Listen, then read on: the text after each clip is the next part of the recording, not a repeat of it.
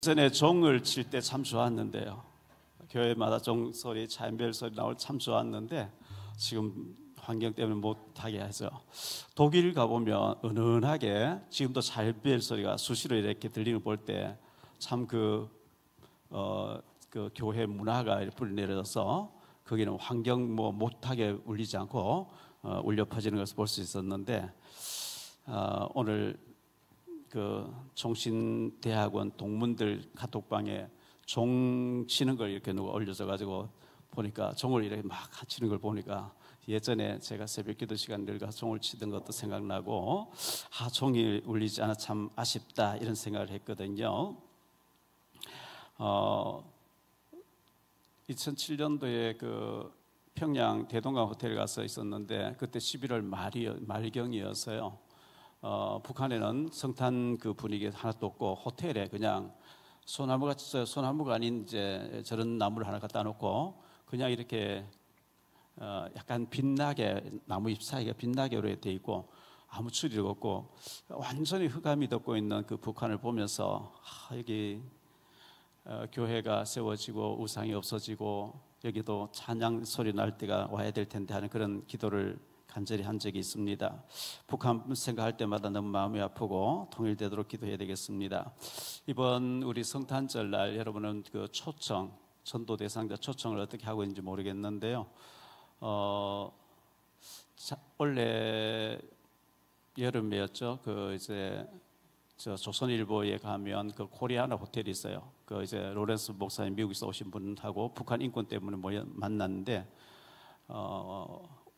온누리교회 정광택 장로님하고 이제 그 2층 커피숍에서 만난 가운데 통일부 차관을 역임하신 분이 지금 대학교 교수로 계시는데 이분이 그때 이제 장관이 바뀌면은 이분이 유력한 후보라고 하는 이런 일들도 있고 해서 그분이 어쨌든 이제 북한 인권 때문에 같이 모인 데서 얘기를 시큰하다가 어느 교회 나가시면 이제 그 옆에 회의 끝나고 이제 부페 식사를 해야 되는데 차관님 어느 교회 나가십니까? 하니까 교회 안 다녀요 이런 거예요.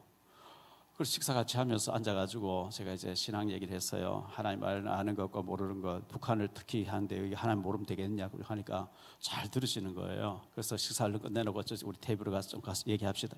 이래가지고 복음전에서 영접을 시켰는데 그리고 난 뒤에 몇 번 이제 북한 인권과 관련된 일로 만나고 했었는데 양육할 시간 별로 없었잖아요. 제가 이제 오늘 아침에 새벽에도 마치고 여러 사람에게 다가오는 월요일날 성탄절날 우리 교회 초청 잔치가 있는데 하면서 했더니만은 웬만하면 성탄절날 11시에 자기 가족들을 보내 핑계대고 안 오잖아요. 몇 사람이 그날 선약이 있어서 못 옵니다. 이 차관 대신 이분은 오시겠다는 거예요. 그래서 오시면 이제 그날 우리 연극을 보여주고 복음 제시하고 이렇게 해서 더 구원의 확신을 갖게 되겠죠. 제 건강을 이렇게 도와줬던 저 김해에 있는 사람인데 안유석 대표님인데 이분이 그날 이분이 아직 복음을 안 받았어요. 여기 오면 사람들 여러 사람 만나고 막 바쁘게 움직이니까 근데 저를 만나고 난 뒤에 만난 지 한 넉 달 가까이 됐죠 아마. 그런데 목사님 만나고 난 뒤에 좋은 일이 너무 많이 일어난다고 굉장히 이렇게 마음을 많이 여셨는데 어머니가 불교 절에 가서 하시는 분인데 제가 그날 오시면 좋겠다 했더니만 오시겠다고.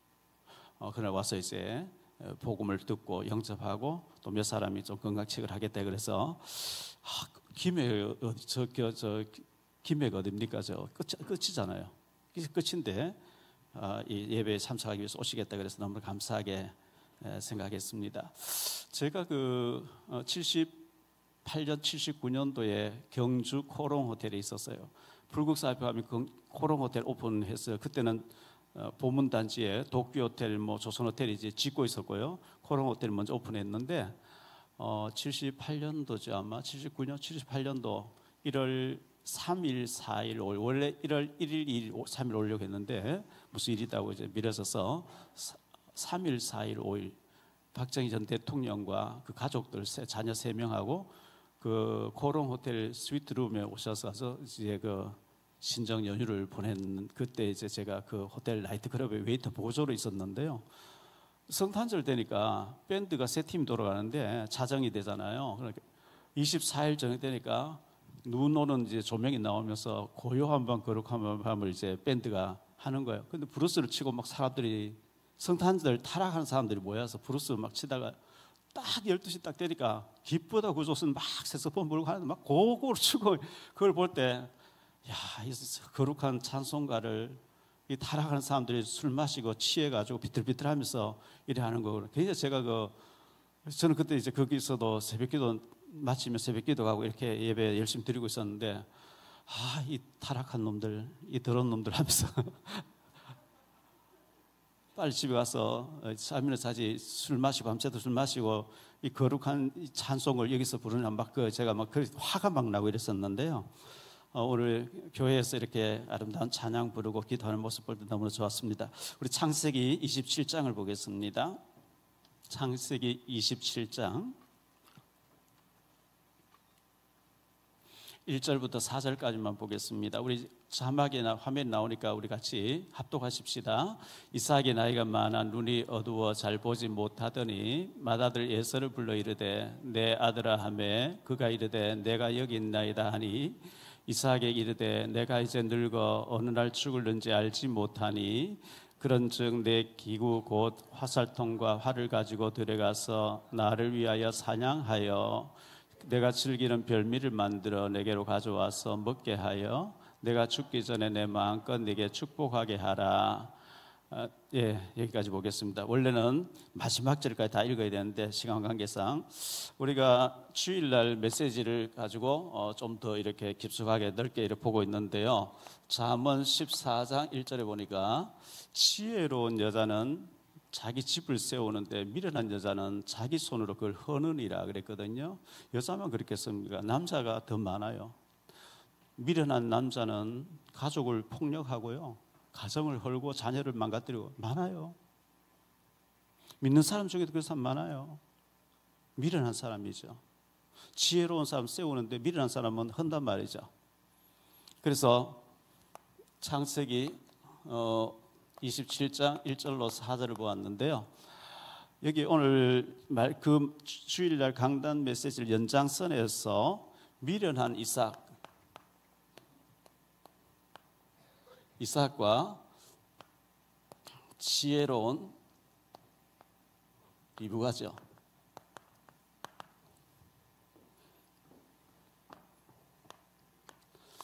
언약 안에 있는 사람이 있어요. 언약 안에.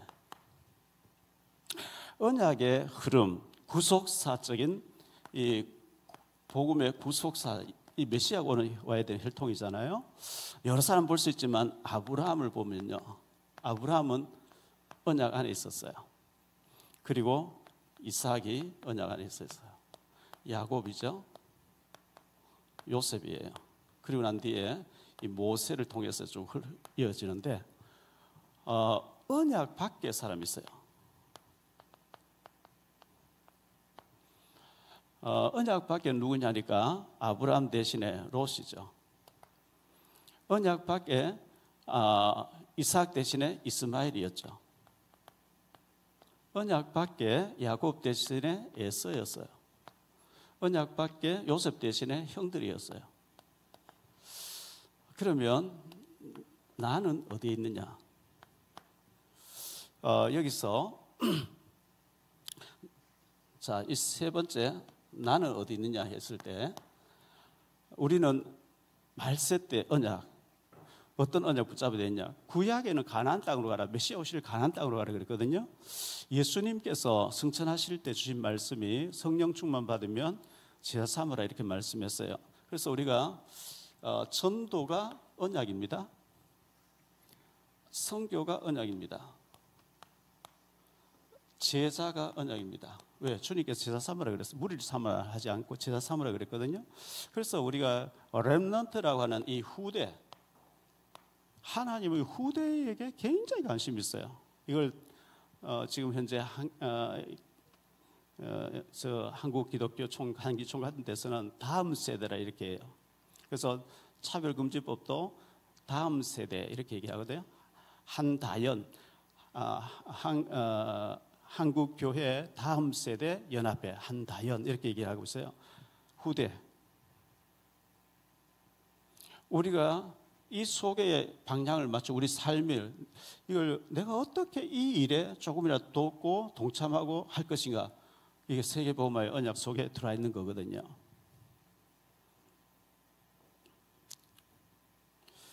예수님이 십자가에 못 박혀 죽으시기 전에는 십자가 틀이 가장 흉악범들만 십자가에 못 박았어요. 로마 시민권들은 아예 십자가 처형을 그 법으로 금지해놨어요. 가장 고통스럽게 죽는 것이 십자가였기 때문에. 그런데 예수님 십자가에 못 박혀 죽으시고 부활하시고 난 뒤에 십자가는 평화를 상징하죠. 유엔이 십자가를 쓰고 병원이 십자가를 쓰고 약국도 십자가를 쓰고 적십자도 십자가 쓰고, 십자가는 생명을 상징해요. 평화를 상징해요. 그래서 우리가 십자가의 주님 바라보고 주님께서 명령하셨던 전도, 선교, 세계복음화, 여기에 우리는 방상을 늘 갖추고, 돈을 버는데 왜 벌어야 되냐? 이 일을 위해서, 세계복음. 그래서 이게 세계복음화에 방향 맞춘 건데요. 저는 그 나태주 시인의 그 시라는 게 노래, 나태주 시인이 책을 많이 시를 많이 했잖아요. 그 중에서 시라고 하는 시가 있어요. 그 시가 어떻게 되냐? 마당을 쓸었습니다. 지구 한 부분이 깨끗해졌습니다. 꽃 한 송이 피었습니다. 지구 한 편이 아름다워졌습니다. 뭐 그런 시예요. 저는 전도 한 명 했습니다. 세계복음의 한 부분을 한 거예요. 그런 측면에서 봤을 때 그게 전부 합쳐져 가지고 세계복음 되는 거거든요. 그리고 우리가 세계복음화의 방향 잡고 이렇게 해야 되고요. 여러분들이 후대들, 우리 다음 세대들, 우리 렘넌트들을 믿음을 잘 키워서 아주 그 나름대로 전문성을 가지고 직장 가서, 예를 들어 의사가 됐다. 불신자도 의사로 하는데 그냥 밥 먹고 의료 시술만 해주고 그거 말고 하면서 복음 전하는 의사, 전도하는 의사, 제자 삼는 의사, 그러면 세계복음의 한 부분을 감당하는 거예요. 제가 왜 아들과 손주를 미국 보내놨냐? 거기가 세계 시민권자가 돼서 공부해서 세계복음만 쓰임받아서 보내놓은 거예요. 다른 이유 하나도 없어요. 어떻게 하면 세계복음화에 좀 이렇게 더 영어를 잘해서 쓰임 받을 것이, 그 때문에 고민했고 그 때문에 보내놓고, 우리가 세계복음화 여기에 우리 흐름이 있어야 되고 여기에 관심이 있어야 되고, 이것 때문에 우리가 기도하는 것이고 이것 때문에 살 이유가 있는 것이고, 이거 아니면 우리가 뭐 밥 몇 그릇 더 먹다서 가려고 이렇게 하겠습니까? 자, 본론으로 들어갔어요.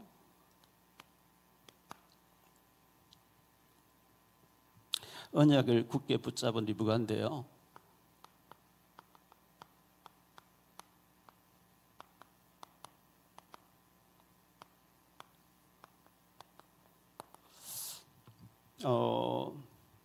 정인교 목사님이라고 그 GGB 방송, GGB TV 인터넷 방송하고 하는데, 그 KBS의 전 부사장이었던 이형모 장로님이 그 TV 인터넷 TV를 당신 보고 하라 이래서 정인교 목사님 하시는데, 그 뭐 방송을 한다고 굉장히 애쓰고 오늘 또 와서 식사 같이 하고, 뭐 너무 환경이 어렵게 이렇게 힘들다고 해서 뭐 저도 어렵다 보니까 그냥 조금 이제 차 기름이나 좀 넣으라고 보내드렸는데요. 이 월요일날, 다음 월요일날 그 와서 이거 촬영해가지고 GGB TV에 올리겠다고 그렇게 하시라 했는데요. 이번에 그 식스도 하잖아요. 연극할 때 좀 조명을 잘 밝게 해서, 그 전에 거는 그냥 올렸는데 너무 화면이 흐려져 있고 그 잘 매끄럽지 못해서 좀 잘 조명하고 잘 해가지고 이걸 좀 잘 활용했으면 좋겠고요. 이시종 장로님이 그날 25일 날 데리고 와서 복음 받은 자매가 그 이후에 어린이 그 만화 작품을 해서 막 올리는 거 보세요. 얼마나 그때 와서 복음 듣고 영접했는데 그만큼 사명자로 바뀌어버린 거예요. 그 만화를 가지고 선지 창조 얼마나 프로로 진짜 너무너무 심플하게 해서 많은 사람 보도록 해서 올리는 거 볼 때, 제가 지금 우리 해마다 지금 현재 12월 25일 날은 불신자 초청해가지고 하는데, 그래서 지지비 방송에 오늘 그 정임 목사님 어떻게 하냐 묻길래 제가 식사하면서 이렇게 한다 하니까 그거 너무 컨셉이 너무 좋다 하면서 그 될 수밖에 없겠네. 불신자가 와서 식수도를 하는데 이제 초대받아 와 있는 사람들이 이제 몇십 명 계시잖아요. 와 있는데 청년이 이제 대학교를 마치 사회를 향해서 나가는데 문을 열고 들어가니까 술 친구를 만난단 말이죠. 그래서 완전히 촛배이 되죠. 술에 빠져가지고 정신 못 차리다. 그 정신 차리고 두 번째 문을 향해 갔는데 이번에는 막 화투 치는 사람 만나서 도박에 빠져가지고 그다음에 뭐 게임에 빠지고 그다음에 마약에 빠지고 점수 이제 구타하는 데 빠지고 이렇게 헤매다가 복음 만나는 장면. 와 있는 사람 저거 내 얘기인데 그 6개 중에 하나는 자기게 있어요. 자기 문제 있거든요. 그래가지고 마음 열고 다 영접하잖아요. 그래서 이걸 해마다 하니까 우리 교인들 가운데서도 성도님들 가운데서도 내가 아는 사람 저 사람은 꼭 그날 와서 복음 듣고 구원에 확신 갖게 해야 되겠다. 이게 이제 정착이 된 거죠.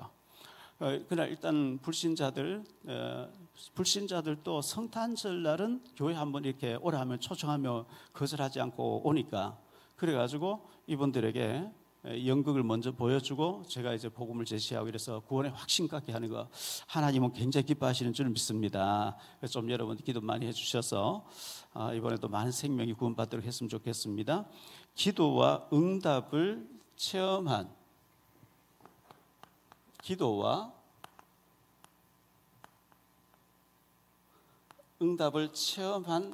리브가죠. 이삭의 부인 리브가였는데요. 창세기 25장에 보니까 19절로 21절입니다. 아브라함의 아들 이삭의 족보 이러하니라. 아브라함이 이삭을 낳았고 이삭은 40세 리브가를 맞이하여 아내를 삼았으니 리브가는 밧단 아람의 아람 족속 중 부두엘의 딸이요 아람 족속 중 라반의 누이였더라. 이삭이 그의 아내가 임신하지 못함으로 그를 위하여 여호와께 간구하며 여호와께서 그의 간구를 들으셨으므로 그의 아내 리브가가 임신하였더니 사실은 이삭이 기도 안 해도 하나님 주시게 돼 있어요. 왜냐하면 아브라함에게 이삭에게 계속 하나님 주신 말씀을 이 땅을 너의 후손에게 주겠다. 네 후손 가운데 메시아 온다. 이게 하나님 약속이었기 때문에 하나님 안 주시면 안 돼요. 그런데 이삭이 40세기로 했는데 60세가 되도록 애가 없는 거예요. 그래서 이삭이 21절에 하나님께 기도하니까 하나님 그 기도를 들으시고 바로 임신되게 했는데 상둥이가 임신됐다. 우리가 세계복음 안 해도 우리가 기도 안 해도요 하나님 하셔요.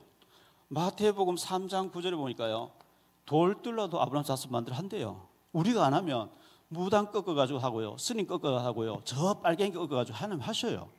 사울을 꺾어 바울 만드시잖아요. 그런데 기도하는 사람을 통해서 하신단 말이죠. 그래서 기도해야 돼요. 기도하면은 당겨지기 때문에. 그래서 이삭이 기도 안 해도 하나님 때가 되면 주시겠지만 기도하니까 하나님 그 기도를 들으시고 임신되게 하시매. 그런데 태중에서 상둥이 막 싸우니까 그럼 어찌할꼬 이래 되잖아요. 그래서 우리 기도해야 되고요. 마태복음 7장 7절로 9절에 보면 구하라 그럼 주실 것이요 너희에게 주실 것을 찾으라 그리하면 너희에게 찾아낼 것이요 문을 두드리라 그리하면 너희에게 열릴 것이니 구하는 이마다 받을 것이요 찾는 이가 찾아낼 것이요 두드리는 이에게 열릴 것이니라. 너희 중에 누가 아들이 떡을 달라 하는데 돌을 주며 생선을 달라 뱀을 줄 사람이 있겠냐 그랬죠. 제가 이 얘기를 여러 번 했죠. 송영길 지금 뭐 구속됐는데요. 민주당 대표였죠. 그분의 형님 되는 송하성 교수 전남 도지사 나와 떨어졌잖아요. 지금 경기대학교 교수로 했잖아요. 우리 교회 와서 간증했잖아요. 저희인데 양육받고 우리 전도훈련 받으러 왔던 사람이거든요. 이분 얘기를 들어보니까 저 전라남도 소록도 있는 거기 나로하우스 고흥이에요. 고흥. 그의 아버지가 초등학교밖에 안 나오는데 독학해가지고 면석이 됐어요. 공무원 해보니까 옛날 사람이 지금 뭐 연세 90 넘었죠. 옛날 사람 공무원 해보니까 너무 좋으니까 송하성 맞인데 공중학교 나오고 광주로 유학을 보낸 거예요. 광주 상고에 갔어요. 아들 동생들 둘 더 붙여가지고 방을 얻어줬는데 광주 상고에 있는데 송하성 이 학생이 마침 그 주인 아주머니가 광주 동명교회 집사님인 거예요. 광주 동명교회는 합동 측의 정기채 총회장 지내신 분이고 그분이 이제 젊을 때죠. 벌써 오래전에 젊을 때 막 목사 됐을 때인데 그리 학생 다가오는 주일날 교회 따라가자. 교회 한 번도 안 가봤는데 교회 따라가자. 그리고 뭐 자취한 방에 주인 아주머니 가자 하니까 갔는데 그 정기채 목사님이 그날따라 구하라 그럼 주실 것이요 찾아 두드리 열릴 것이다 이 설교를 한 거예요. 그래서 예배 마치고 오면서 이 송화성이라는 학생이 이제 고등 1학년이 집사님, 아주머니, 진짜 오늘 목사님 설교처럼 기도하면 하나님 주십니까? 준다 이러는 거예요. 그럼 새벽 기도를 나 좀 깨워서 데리고 가주세요. 새벽 기도 가서 막 기도했다는 거예요. 하나님, 광주 상고에 1등 하게 해달라고.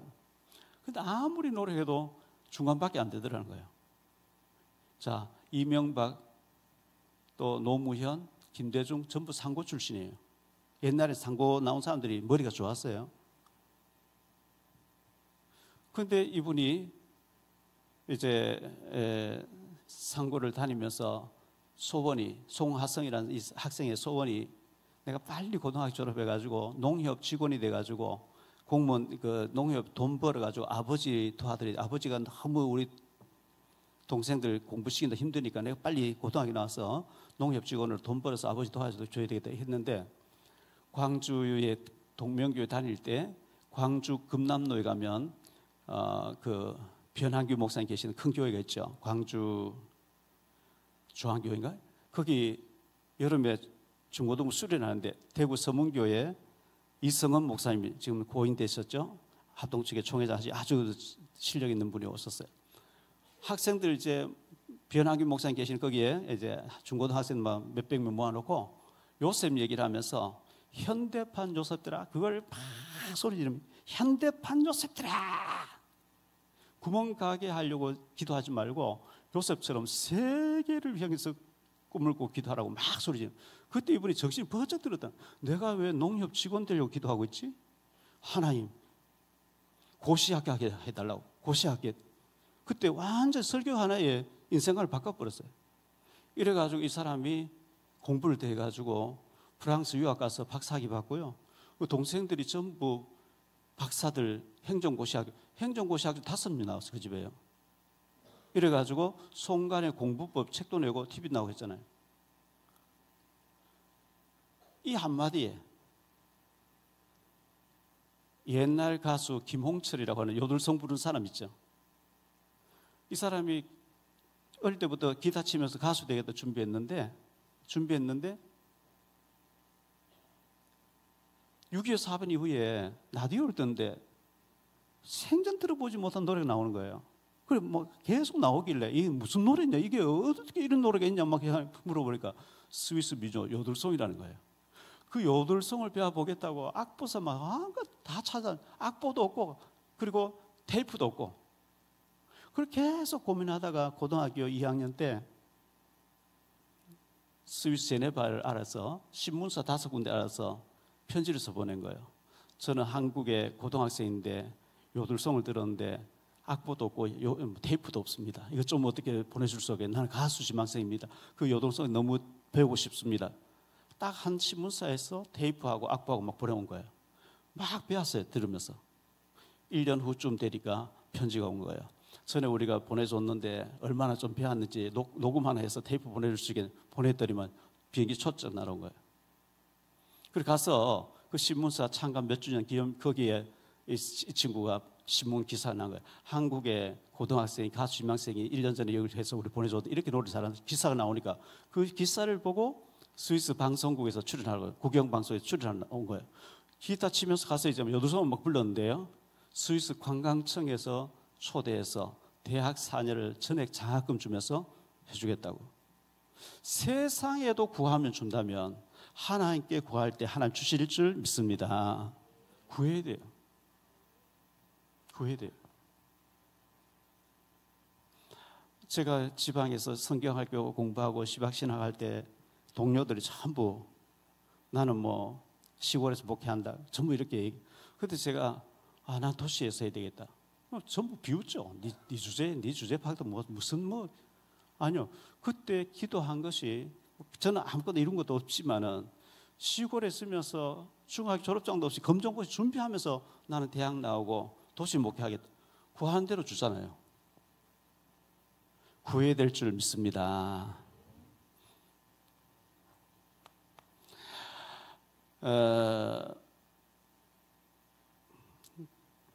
리브가가 다시 기도하고 또 응답받아요.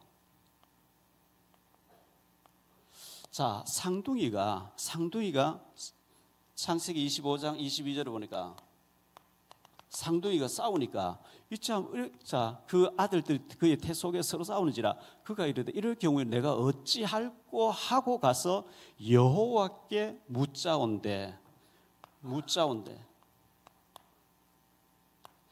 기도해야 돼. 물어야 돼요. 하나님 앞에 물어야 되는데 사무엘상 23장 2절인데요.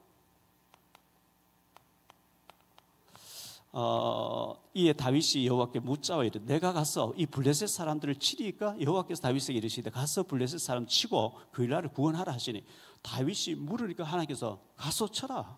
그리고 구원하라. 그 일날을 구원해라. 이렇게 말씀했거든요. 사무엘상 23장 4절 다윗이 여호와께 다시 묻자온데 여호와께서 대답하여 이르시되 일어나 그 일나로 내려가라. 내가 블레셋 사람들 내 손에 넘기리라 하신지라. 다윗이 참 좋은 면이 이렇게 하나님께 자꾸 물어요. 사무엘상 30장 8절 다윗이 여호와께 묻자와 이르되 내가 이 군대를 추격하면 따라잡겠나이까 하니 여호와께서 그에게 이르시되 대답하시되 그를 쫓아가라. 네가 반드시 따라잡고 도로 찾으리라.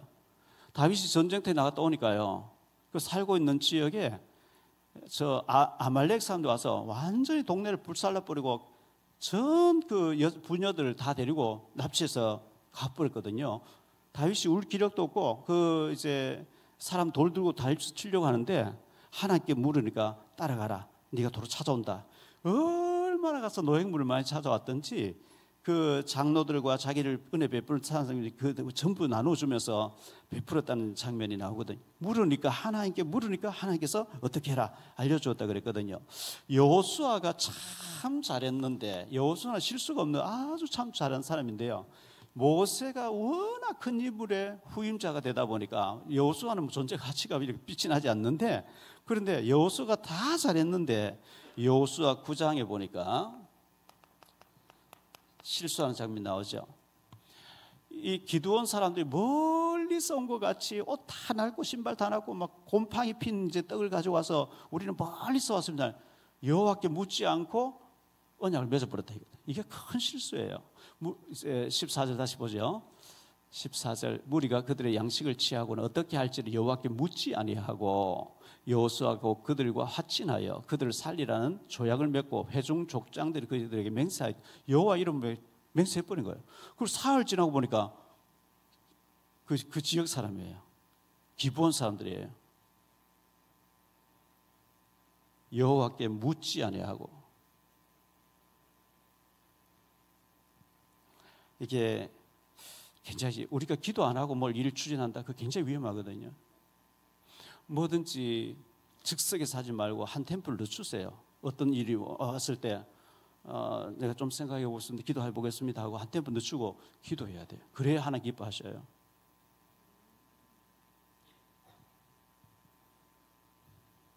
자, 기도했더니 하나님 그냥 응답하는 게 아니고 언약에 응답을 주셔요.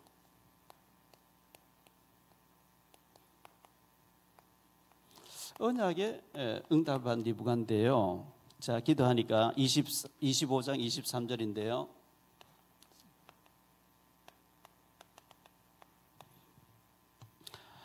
여호와께서 그에게 이르시되 두 국민이 내 태중에 있구나. 두 민족이 내 복중에서부터 나누이리라. 이 족속이 저 족속보다 강하고 큰 자가 어린 자를 섬기리라 하셨더라. 이게 확실하게 하나님이 야곱이 장자된다. 에서는 섬겨야 된다. 이렇게 됐어요. 그러면 이 얘기를 계속 에서에게 야곱이 해주면 에서하고 야곱 싸울 일이 없는데, 이제 영안이 어두워져 있는 이삭을 보면서 그 부분을 좀 볼게요. 두 번째로 생각할 말씀은 언약이 희미해진 이삭입니다.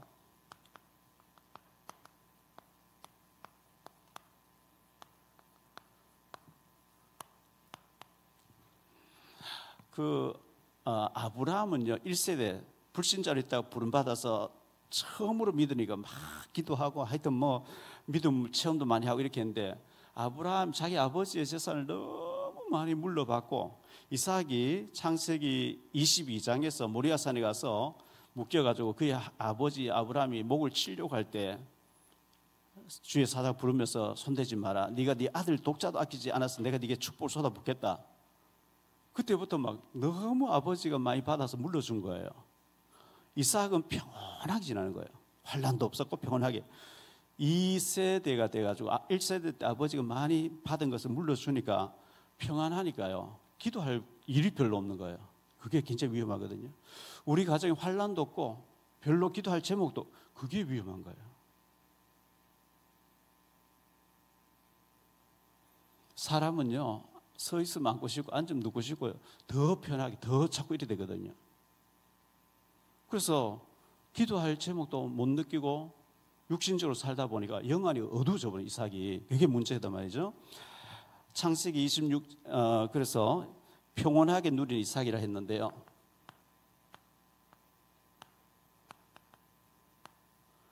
자, 너무 평안하다 보니까 하나님이 이삭에게 얼마나만큼 많이 주시느냐니까, 창세기 26장 12절 이하에 보면요, 33절까지 농사를 지었는데 100년치가 한꺼번에 막 쏟아지는 거예요. 너무 역사가 일어나니까 시기에서 떠나라 이렇게 이제 시비를 걸어요. 그 앞에 26장에 보면 나오죠. 22절에 이삭이 그 땅에 농사에 그의 100배나 얻었고 여호와께서 복을 주심으로 그 사람 장대하고 왕성한 마침내 거부가 되어 양과 소가 때를 이루고 종이 심히 많으므로 블레셋 사람 그를 시기하여. 우리가요, 응답 받으면 반드시 시기가 일어나요. 시기, 질투가 막 나와요. 요셉이 꿈 얘기하니까 형들이 막 시기해서 죽이려고 했다 그랬잖아요. 자, 그래서 시기해서 떠나라 그래요. 떠나라. 내 쫓김 당하거든요. 떠날 때 창세기 26장 18절에 보면 떠나면서 샘을만, 그 중동 지역에서는 물이 귀한 나라고, 물이 귀했고 옛날에는 파면 기름만 나오니까요. 근데 물줄기를 찾았다. 이거는 막 그 물을 샘 하나 가지고 평생 먹고 살아요. 근데 그렇게 발견하기 어려운 샘을 만났고 19절에 보니까 샘 근원을 만났다는 거예요. 자꾸 와서 시비를 걸어요. 따라다니면서 또 양보해버리고, 21절에 보니까 또 다른 샘을 또 만났다 이렇게 얘기하거든요. 22절에 보니까 또 다른 우물을 팠다. 또 다른 우물을 팠고요. 22절에 드디어 넓은 곳에 도착했더라. 하나님이 이 넓은 곳을 주기 위해서 시비가 걸리게 했어요. 시비 안 걸렸으면 좁은 데서 아웅다웅 살았을 거예요. 근데 막 시기하고 질투하고 막 시비 걸리니까 양보했는데 더 이상 시비 안 건너오니까 넓은 곳에 도착했더라 그랬어요.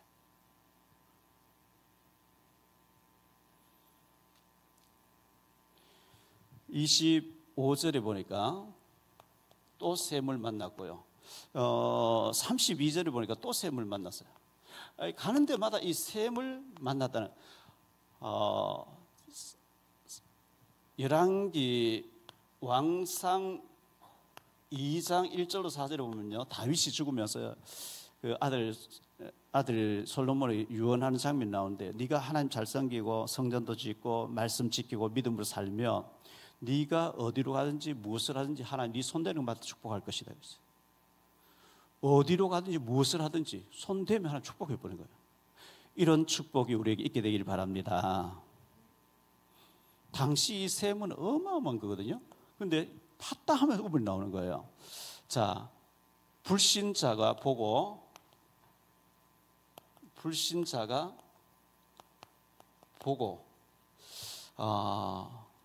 놀랐어요. 놀람이라 했는데요. 26장 16절에 보니까요, 창세기 26장 16절에 아비멜렉이, 블레셋 왕입니다. 아비멜렉이 이삭에게 이르되 네가 우리보다 크게 강성한즉 우리를 떠나라 그랬잖아요. 그런데 26장 29절에 보니까 29절에 너는 우리를 해하지 말라. 이는 우리가 너를 범하지 아니하고 선한 일만 네게 행하여 네가 평안히 가게 하였습니다. 이제 너는 여호와께 복을 받는. 쫓아내놓고 다시 찾아온 거예요. 그래, 너희가 나를 싫어서 쫓아내놓고 왜 찾아왔냐 하니까 너는 여호와께 복받은 자다. 우리 다시 좀 가까이 지내보자 이렇게 온 거예요.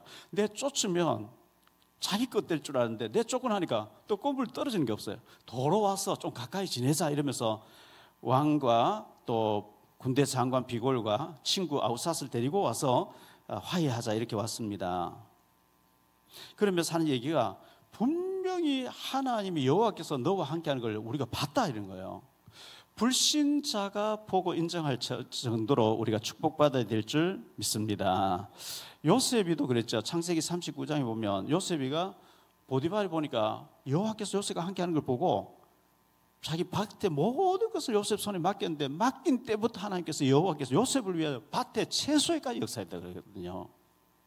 불신자가 보고 쟤는 정말 하나님 믿는 거구나. 하나님이 아니면 저렇게 될 수 없는 일이 벌어지는구나. 이렇게 인정할 만큼 우리가 축복받아야 될 줄 믿습니다. 자, 영안이 어두워진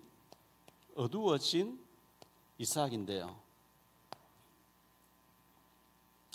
너무 누리고 너무 평안하다 보니까 이삭에 완전히 영이 흐려져 있어요. 그래서 창세기 25장 27절 28절을 좀 보죠. 그 아이들이 장성하며 에서는 익숙한 사냥꾼이었으므로 들사람이 되고 야곱은 조용한 사람이었으므로 장막에 거주하니 이삭은 에서가 사냥한 고기를 좋아하므로 이삭은 육식을 좋아했단 말이죠. 사냥한 고기를 좋아하므로 그를 사랑하고 리브가는 야곱을 사랑하였더라. 이 부모 입장에서 편애를 하고 얘는 더 좋아하고 쟤는 미워하고 이러면 안 돼요. 더 그 형제들이 봤을 때 엄마가 쟤만 좋아해, 형만 좋아해, 나는 싫어해 이래 되면 상처가 되거든요. 똑같이 사랑해 줘야 되는데 이삭은 육식 이 고기를 좋아하니까 에서가 고기 잘 사냥해 와서 요리해 주니까 에서를 좋아하고 리브가는 들은 언약이 있으니까 애 임신해 있을 때 작은 자가 장자가 된다. 이게 있으니까 야곱을 계속 사랑하면서 이렇게 편애를 했다는 것을 말씀해 주고 있는데 이거는 참 안 좋은 거죠. 말라기서 1장 2절 3절을 보죠. 여호와께서 이르시되 내가 너희를 사랑하였노라 하나 너희는 이르기를 주께서 어떻게 우리를 사랑하셨나이까 하는도다. 나 여호와가 말하노라 에서는 야곱의 형이 아니냐. 그러나 내가 야곱은 사랑하였고 에서는 미워하였으며 그의 산들을 황폐하게 하였고 그의 산업을 광야에 이리들에게 넘겼느니라. 하나님이 똑같이 사랑해 줘야지 왜 에서는 미워했을까요? 에서는 믿음이 없어요. 야곱은 믿음이 있어요. 자, 이 부분을 신약에 와서 로마서 9장 13절에서 사도 바울을 통해서 또 얘기하거든요. 기록된 바 내가 야곱은 사랑하고 에서는 미워하였다 한 것 같다. 아무리 사냥을 잘해오고 전문성이 있고요, 또 효심도 있어가지고 아버지께 요리도 잘해주고 하는데 하나님 앞 믿음이 없는 거 이거 안 돼요. 아무리 전문성이 돈 잘 벌어와도 하나님 앞에 예배할 줄 모르고 헌금할 줄 모르고 하나님 찾지 않는 거 그거는 망하는 거예요. 에서는 전문성 있고 돈도 잘 벌고 효성도 있고 효심도 있고 다 잘하는데 믿음이 없어요. 하나님 미워하는 거예요.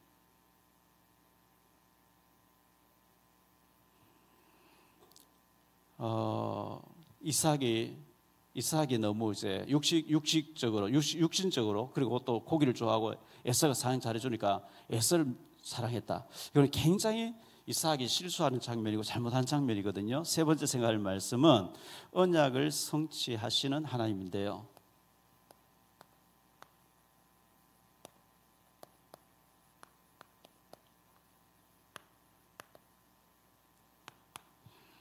하나님의 언약은 변하지 않습니다.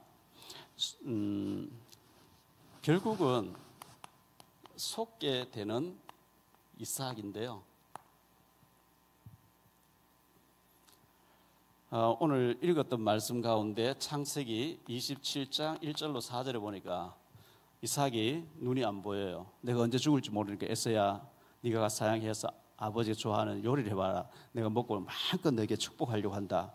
그래서 이삭이 사냥하러 갔는데 5절로 29절에 보면 그 광경을 지켜보았던 리브가가 큰아들 에서가 사냥하러 간 사이에 야곱을 불러가지고 살찐 염소 2마리 가져와라. 내가 너희 아버지 좋아하는 요리를 해줄 테니까 네가 가서 에서를 인척하고 축복받아야 된다. 네가 장자가 돼야 된다. 그게 하나님 뜻이야. 아이고 형은 털이 많고요. 나는 매끈매끈한 사람인데 아버지가 만져보시면 털 없으면 축복고사하고 저주하면 어떡합니까? 그 저주는 아들아 내게 돌려라. 이건 하나님의 약속이야. 이걸요 리브가가 얼마나 자기 남편이 얘기했었어요. 그런데 이삭이 안 듣는 거예요. 시끄러워. 여자 패드가 왜 말이 많아. 일어나오니까 대화가 안 되는 거예요. 아무리 설득해도 시끄럽다니까 말 안 들으니까요. 그래서 염소 잡아가 요리해 팔에요. 염소 가지고 막 뒤집어 씌우고 해가지고 들어가서 아버지요 이거 드십시오 하니까 너 누구냐? 저희 아버지의 맏아들 예서입니다. 어떻게 이렇게 일찍 잡아요? 예, 나의 하나님이 순진하게 만나게 해서 이렇게 잡았습니다. 너 진짜 예서 맞냐? 예, 맞습니다. 내가 만져봐야 되겠다. 만져보니까 털이 있으니까 분간 못했다. 음성은 야곱인데 몸은 예서 맞구나. 먹고 마음껏 축복했어요. 그때는 아직 성경이 기록되기 전이거든요. 하나님이 족장 시대에 족장들이 기도하면 그들을 성취시키는 시대예요. 그래서 마음껏 축복을 다 했는데 에서가 상해 온 거예요. 너 누구냐? 예, 아버지의 큰아들 에서입니다. 나는 이미 먹고 다 축복했는데 아버지여 내게도 축복하소서 내게도 축복하소서. 야곱이라는 이름이 맞지 않습니까? 그건 너무 때린잖아요. 전에는 팥죽 한 그릇으로 장작금 빼앗더니 이번 두 번째 또 빼앗더니 막 통곡하는데요. 문제는 에서가 동생을 죽이겠다 나오는 거예요.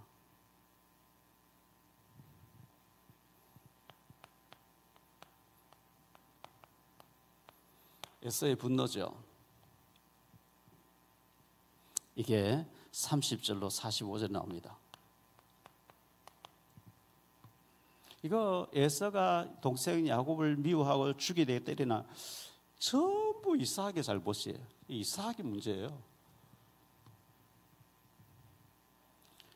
하나님께서 이렇게 하라 하니까 너 어쩔 수 없이 너 야곱을 장자로 인정해야 돼. 왜? 하나님 그렇게 하라 했어. 이랬으면 갈등이 없어요.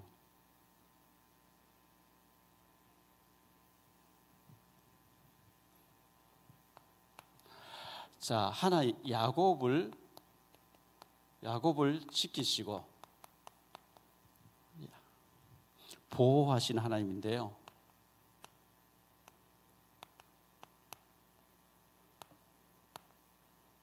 보호하신 하나님인데 창세기 27장 46절이거든요. 창세기 26, 46 마지막 절이죠.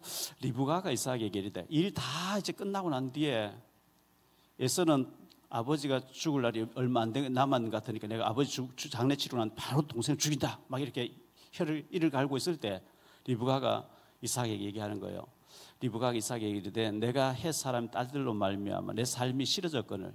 왜? 에서가 헷 사람 가나안 여자 2명 데려왔는데 구원받은 사람하고 구원 못 받은 대화가 안 되거든요. 그 대화 안 되니까 리브가가 싫어졌거늘. 야곱이 만일 이 땅의 딸들 그들과 같은 세 사람 딸들 중에서 아내를 맞이하면 내 삶이 내게 무슨 재미가 있으리까? 이 얘기 듣고 보니까 이삭이 그때서야 제정신이 드는 거죠. 아 그렇구나. 그래가지고 이삭이 야곱을 부르는 장면이 28장 1절로 6절이죠. 1절로 5절을 부릅니다. 자 보죠.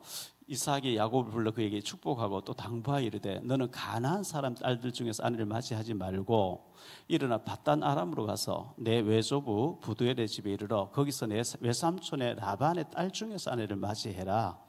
전능하신 하나님 네게 복을 주시어 네가 생육하고 번성하게 하여 네가 여러 족속을 이루게 하시고 아브라함의 허락하신 복을 네게 주시되 너와 함께 내 자손에게 주사 하나님이 아브라함이 주신 땅 곧 네가 거룩한 땅을 네가 차지하게 하시기를 원하노라. 이에 이삭이 야곱을 보내매 그가 밧단 아람으로 가서 라반에게 이르렀으니 라반은 아람 사람 부두엘의 아들이요 야곱과 에서의 어머니 리브가의 오라비더라. 이렇게 말씀하고 있어요. 자 이렇게 가는데 10절로 22절에 보니까요 야곱이 브엘세바에서 떠나 하란으로 향하여 가더니 한 곳에 이르러는 해가 진지라 거기서 유숙하려고 그곳에 한 돌을 가져다 베개로 삼고 거기 누워 자더니 꿈에 본즉 사닥다리가 땅 위에 서 있는데 그 꼭대기 하늘에 닿았고 또 본즉 하나님의 사자들이 그 위에서 오르락 내리락 하고 또 본즉 여호와께서 그 위에 서서 이르시되 나는 여호와니 너의 조부 아브라함의 하나님이요 이삭의 하나님이라. 내가 누워있는 땅을 내가 너와 네 자손에게 주리니 내 자손이 땅에 티끌같이 되어 내가 서쪽과 동쪽과 북쪽과 남쪽을 퍼져나갈지며 땅의 모든 족속이 너와 내 자손을 말미암아 복을 받으리라. 내가 너와 함께 있어 네가 어디로 가든지 너를 지키며 너를 이끌어 이 땅을 돌아오게 할지라. 내가 네게 허락한 것을 다 이루기까지 너를 떠나지 아니하리라 하신지라. 야곱이 잠이 깨어 이르되 여호와께서 과연 여기 계시거를 내가 알지 못하였도다. 이에 두려워하여 이르되 두렵도다. 이곳이요 이것은 다름 아닌 하나님의 집이요 이는 하늘의 문이로다 하고 야곱이 아침에 일찍 일어나 베개로 삼았던 돌을 가져다가 기둥으로 세우고 그 위에 기름을 붓고 그곳 이름을 베델이라 하였더라. 이 성의 옛 이름은 루스더라. 야곱이 서원하 이르되 하나님이 나와 함께 계셔서 내가 가는 이 길에서 나를 지키시고 먹을 떡과 입을 옷을 주시어 내가 평안히 아버지 집으로 돌아오게 하시오면 여호와께서 나의 하나님 되실 것이요 이 내가 기둥으로 세운 이 돌이 하나님 집이 될 것이요 하나님께서 내게 주신 모든 것에서 10분의 1을 내가 반드시 하나님께 드리겠나이다 하였더라. 이렇게 약속해놓고 야곱은 잊어버려요. 11조 드리겠다. 자, 학자들의 말에 의하면 이때 야곱의 나이가 70세라고 합니다. 70세고 그의 어머니가 90년 전에 어머니가 엘리에셀의 그 마차를 타고 왔고 이삭이 들판에서 맞이했던 어머니가 90년 전에 걸었던 길을 야곱이 걷는데 지금 현재 이 베델에서 바단-아람까지는 800km라고 합니다. 이 800km 같으면요 굉장히 멀어요. 자동차가 있습니까? 뭐 그때는 오토바이겠습니까? 제대로 된 길이 있겠습니까? 뭐 무역하는 사람 왔다 갔다 하는 길은 있었겠지만 맹수도 있고 야곱이 가면서 얼마나 겁이 났고 힘들었겠습니까? 며칠 걸렸는지 모르죠. 그런데 하나님이 나타나서 내가 너와 함께 하겠고 내가 너를 지킬 것이고 축복하겠다 이렇게 말씀했는데요. 자, 이삭이 기도 안 하니까 영안이 어두워져 있었다고 했잖아요. 우리가 기도 안 하면 창세기 1장 2절처럼 혼돈이 와요. 땅이 혼돈하고 공허하며 흑암이 깊음이 있고 우리 영이 혼돈이 오면 정신 장난이 되는 거거든요. 그 혼돈, 공허, 성공한 사람들이 공허해져요. 그래서 마약하고 하는 거거든요. 흑암이 덮고 있다 이렇게 했어요. 자, 고린도후서 4장 4절. 고린도후서 4장 4절에 그 중에 이 세상의 귀신이죠. 악신이죠. 믿지 아니한 자들의 마음을 혼미하게 하여 혼미케 해버려요. 사탄이. 에베소 1장 18절. 너희 마음의 눈을 밝히사, 영안이죠. 마음의 눈을 밝히사 그의 부르심의 소망이 무엇이며 성도 안에서 그 기업의 영광의 풍성함이 무엇이며 우리의 마음 눈, 영안이 열려야 됩니다. 계시록 3장 18절. 라오디게아 교회 주신 말씀인데요. 내가 너를 권하노니 네게서 불로 연단한 금을 사서 부유하게 하고 흰 옷을 사서 입어 벌거벗은 수치를 보이지 않게 하고 안약을 사서 눈에 발라 보게 해라.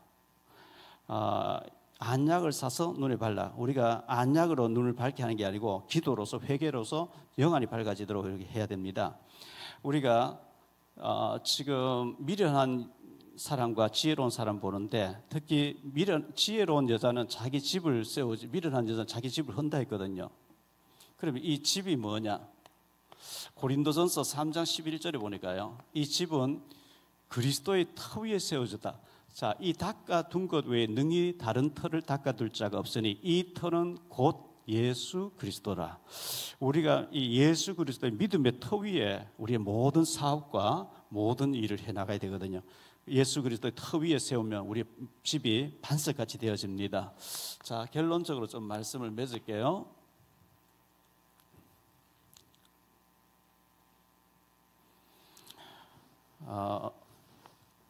언약을 굳게 붙잡은 리브가예요. 리브가는 뭐 임신 중에 하나님으로부터 받은 언약이 확실하게 야곱이 장자되어야 된다. 이거 뭐 변할 수 없는, 그걸 굳게 붙잡았어요. 그런데 언약이 흐려져서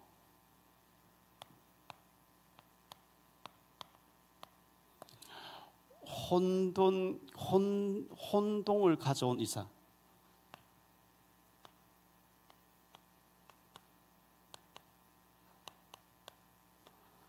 우리가 이 언약이 흐려져 버리면 타락해요. 방종해요. 이거는 하나님 변하지 않는 거거든요. 이삭이 언약이 혼돈해 와버린 거죠. 그리고 하나님의 약속이 아니고 하나님 미워한 에서에게 자꾸 장자를, 그리고 그 사이에 에서와 야곱이 원수가 되어버린 거죠. 그럼에도 불구하고, 그러니까 말이 안 통하니까 리브가가 막 염소 잡아서 염소 가정 뒤집쓰고 야곱을 밀어놓고 막 이렇게 했는데, 그럼에도 불구하고 언약을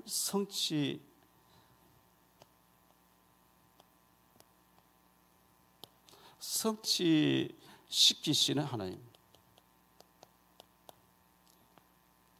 자, 야곱이 외삼촌 집에 갔잖아요. 20년 동안 이제 있는데, 야곱보다 머리를 10배 더 써버리는 외삼촌 라반이거든요. 장인어른 되시지만요, 10번이나 계약을 막 바꿔가면서 말 돌려가면서 하는데, 어쨌든 20년 동안에 부인을 4사람 됐어요. 여기서 13남매가 12남 1녀가 나오게 되죠. 이 12아들을 통해서 이스라엘 12지파를 이루게 되는, 우리의 그 인본주의와 우리의 잔머리 쓰면 막 일이 꼬이고 힘들어져요. 그럼에도 불구하고 하나님은 그거 상관없이 하나님 일을 해 가시는 거거든요. 그런데 만약에 이삭이 에서를 불러놓고 처음부터 너 태중에 있을 때부터 하나님이 그렇게 한다 해서 너 1시간 먼저 나왔다고 야곱을 그렇게 하면 안 돼, 하나님이 야곱이 장자를 했거든, 이러면 갈등할 필요도 없이 이렇게 됐을 텐데, 이삭은 기도하지 않게 되고 누리다고 영안이 어두워져 있고 인본주의로 에서를 장자로 세우려고 하는 가운데 굉장히 이제 갈등도 오고 문제도 오고 했는데, 그럼에도 불구하고 하나님은 리브가를 통해서, 야곱을 통해서 하나님의 뜻을 이루어 가셨다는 것을 우리가 생각할 때 하나님 절대 주권을 우리 믿어야 되는 거거든요. 여기에서 지혜로운 여자만 있는 게 아니고 지혜로운 남자도 있고, 미련한 여자는 집을 헐고 하는데, 미련한 여자만 있는 게 아니고 미련한 남자도 있어요. 그래서 우리는 정말 하나님을 경외함으로 지혜를 얻어가지고 가정도 세우고 남편도 세우고 아내도 세우고 자녀도 세우고 또 제사도 세우고 하나님 앞에 세우는 자로 쓰임받을지언정, 미련한 자가 돼서 세워놓은 것을 헐어버리고 사탄의 도구로 쓰임받는 자가 한 사람도 없게 되시기를 예수님 이름으로 축복합니다. 우리 한번 기도하겠습니다. 주님, 오늘 저희도 저희를 불러주셔서 말씀 듣게 하시고 성탄절을 앞에 두고 우리가 기도하게 하시니 감사합니다. 우리가 기도하지 아니하면 영안이 어두워져 있고 우리는 하나님의 뜻을 거스를 수밖에 없습니다. 우리의 영안을 열어주옵시고 언약을 굳게 붙잡고 하나님의 뜻에 순종하는 영안이 열린 사람들 다 되어지게 하옵소서. 지혜로운 사람 되어서 가정도 살리고 또 자녀들도 살리고 제자도 살리고 현장을 살리는 축복의 언약의 사람들이 다 되어지게 하옵소서. 주 예수 그리스도 이름으로 축복하며 기도하옵나이다. 아멘. 기도 제목을 제가 좀 드릴게요. 성탄절 때 새생명 초청과 성령이 역사하셔서 그날 오신 모든 분들이 구원받도록 기도해 주시기를 바라고요. 연말연시 원단 메시지를 받을 수 있도록 기도하시기를 바라고요. 일본 단기 선교팀을 위해서 기도하시고 성전 부채가 다 해결될 수 있도록 좀 기도하시고요. 새로운 시작을 위해서 골육 지친 핏값을 내가 전하지 않은 핏값을 내게 물을 그 사람들을 한 번이라도 복음을 듣게 하는 일에 쓰임받게 해달라 기도하시기를 바라고요.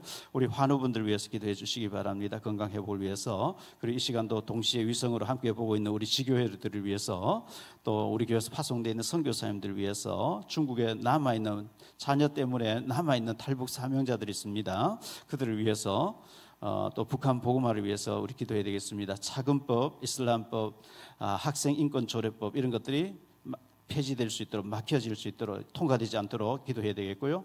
마약이 확산되고 있는데 마약을 좀 차단시키시고 강한 단속으로 인해서 마약이 꺾이도록, 그리고 우리 교회 교역자들과 중직자들, 성도님들, 렘넌트들을 위해서 기도해야 되겠습니다. 개혁교단을 위해서 기도하시고 한국 교회를 위해서 기도하시고 북한의 흑암 정권이 꺾여지고 멸절당하고 복음통일 평화통일이 이루어져서 세계 선교한 제사장 나라 될 수 있도록 기도해야 되겠습니다.